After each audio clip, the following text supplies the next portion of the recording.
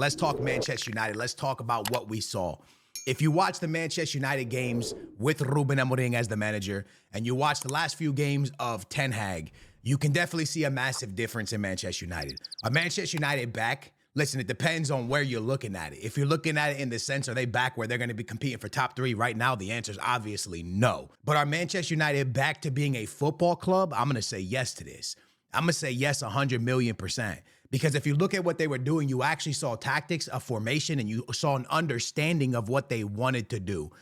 Towards the back end of that game, they really wanted to use the over-the-top ball from the back to the front, a quick pass, because you understand the speed of Marcus Rashford and Garnacho. You know what you have in those players, so you're trying to do that.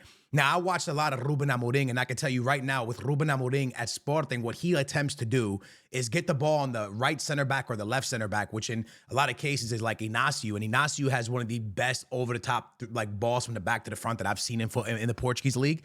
But what he does is he would send the ball forward to a Marcus Edward or a Balt or somebody really quick on the wings. And this is how they broke down defenses. Before a defense could really set, they hit you so quickly on the counter, and they defend really, really organized. And that's how eventually he got to that at Sporting. But if I give you some history real quick, I want you to understand that Ruben Amorim at Sporting, he took a situation where Sporting was a team that, realistically, man, they weren't really competing for the Portuguese league for years. It was Benfica and Porto, and realistically, Porto were dominating.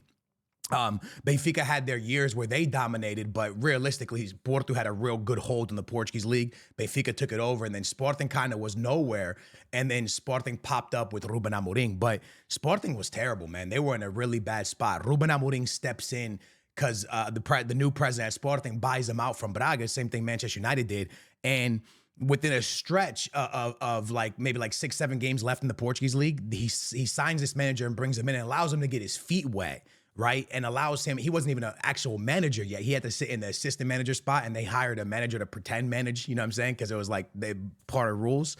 Anyways, he's sitting in this spot and he's doing 6-7 games with Sporting. And in those 6-7 games, you didn't see this big transformation. Matter of fact, going into his first year, actual year after a summer break, they didn't even make the Champions League. Like, they went to a Champions League playoff and lost the game to get in. Now, a lot of Sporting fans were kind of like, uh-oh, like we just pay a lot of money for this guy and he messed up. But it took a while, but it adapted. And when the players adapted, this is a team that, as a Benfica fan, I could tell you, it was annoying to play against them because they played this 3-back, aka this 5-back that defended beautifully. But it wasn't one of those traditional ones where they sit in the back and, no, it wasn't one of those. It was one of those ones where, like, when they get the ball on you, they're going to score goals because they're going to counter so quickly. And more importantly, they hold possession really well in this 5-back formation. And as I watch Manchester United, I'm seeing the transformation, the players starting to understand what's happening and what's not happening and what to do and what not to do. You're starting to see a bit more confidence out of players. You're starting to see players be positioned on the field better. But what we still need from Manchester United is the players to step up. Because in this game that they just played in the Europa League, towards the end of the game, they really 1,000,000% could have ended this game. They had breakaway chances. They had Marcus Rashford had one where he really sent one around the 85th minute. He tries to hit a far post shot where maybe he should have, held it for a second, slowed down for a second, and gave it off to Garnacho. Marcus Rashford's a good enough player to where he can hold up the play and wait for people to get in the box instead of taking that shot. So it really comes down to Manchester United players also being smarter and also taking their chances well, because they, like I said, they had chances in this game. They had a chance to put this game away, and at the end of the game, it's Onana saving them because they didn't put the game away. So there's a lot of players that need to step up at this Manchester United team, and Bruno being one of them. But at the end of the day, if you're a Manchester United fan, you watch this game today and you see a style. And that's the one thing Ruben Amorim promised fans, right? Ruben Amorim didn't step in and say, like, I'm not trying to still give stick to Ten Hag, but he didn't say, like, errors come to an end. He didn't say nothing stupid like this. He stepped in and he said, listen, I can't promise you we're going to win. I can't promise you we're going to win a title. I can't promise you nothing. What I can promise you is you're going to see a style. You're going to see an idea on the field. And after 2 games with this team, you can see the idea, you can see the tactics, you can see the football that wants to be played. So at the end of the day, what I tell you is Manchester United back in the sense of, are they going to be top 3 or win the league this year? No, they're not back. Are they going to win the Europa League? I can't tell you yes, but most likely not. But what I can tell you, they're back when it comes to being a football club that is trying to build to something, and you can see a understanding on the field, right? So I'm not this big like, oh, Ruben Amorim's the best manager in the world. No, dude, I don't think that it one slight look, Ruben Amorim could fail. I told my cousin, I said that he's probably taking a terrible job. My cousin's a Sporting fan. I said, is this smart for him, dude? I don't know. He was in a position where he was going to win the Portuguese league most likely. He was in a position where he had just beat City with Sporting. They were cooking in the Champions League. They hadn't lost this season. They were just on fire. And who knows? Maybe they could have went far in the Champions League to the quarterfinals or the semifinals. We see a lot of Portuguese teams make it to the quarter semifinals. Benfica did it a few years ago. Porto does it all the time. It's one of those things where he could have maybe did, but he left and to go take this hard Manchester United job. So I give him props for that. But I told him, I was like, man, this is not a smart move for him. Like, you're going to a place where you can't buy players right now. Who knows if you could buy players in January because of financial fair play. There's a lot of bad things at United happening. And there's a lot of hula hoops you got to jump through, right? For you to get to where you want to get to with that club. But if he can make these players believe not in him, but in themselves, if he can change the culture to a winning culture, because right now when I look at Manchester United, it's the same thing as the football team I wear on my chest right now, right? The Washington Commanders.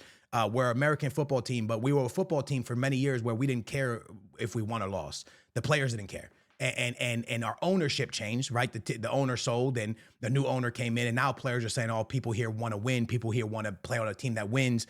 A culture change. There might be players at Manchester United that don't really care if they win or lose. They're just comfortable. They're just cruising, getting that check, and not really caring that much. And that really needs to change. If Ruben can get these players to understand that every time you put this shirt on, you need to win. And if you lose with the fans going home knowing that you gave everything for the badge. And it was one of those ones where you did everything you could, but you lost. Because the way Manchester United was losing under Ten Hag was embarrassing. Because it wasn't losing like a Manchester United player. Losing like a Manchester United player means for 90 minutes, you gave it everything, bro. Your socks are ripped by the time you're coming off this field, bro. Your shirt's dirty. You did everything. You were on the floor. You were jumping around. You gave everything you could give for that badge and for those fans, but you lost. But no one can question you gave it all. And under Ten Hag, they were losing, and we were just like, what did we just watch, bro? We just watched one of the most ugliest displays ever. So at the end of the day, we understand the opponent Manchester United had. We understand there's the Europa League and the competitions, and we understand that Manchester United is not going to compete with City and Liverpool and Arsenal right now. But what you want to see as a United fan, in my opinion, what you want to see is an idea, tactics, and players adapting, and players understanding to what your role is. And I think once that is in place, then after a transfer window and maybe being able to move pieces around, Ruben Amorim can maybe build to something. But I can promise you, from now until the transfer window, from now until the summertime, you will struggle. You will have nail-biting games. You're not going to all of a sudden play Pep Guardiola football. You're not all of a sudden going to look like the best team in England. A team doesn't transform overnight. But as long as you're seeing something, I think that's the biggest takeaway for Manchester United fans right now.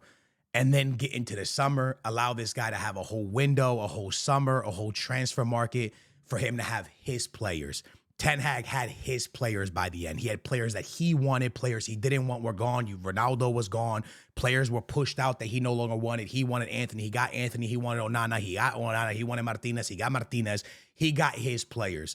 Let Ruben work with these players, get to the next summer, and then potentially get the players he wants at the club, or maybe they can do it in January. And I hope they can do it in January so we can see this guy really compete for something. But at this point, lad, I think you take one game at a time. And as you watch these games, just see if you can understand what Ruben's attempting to do.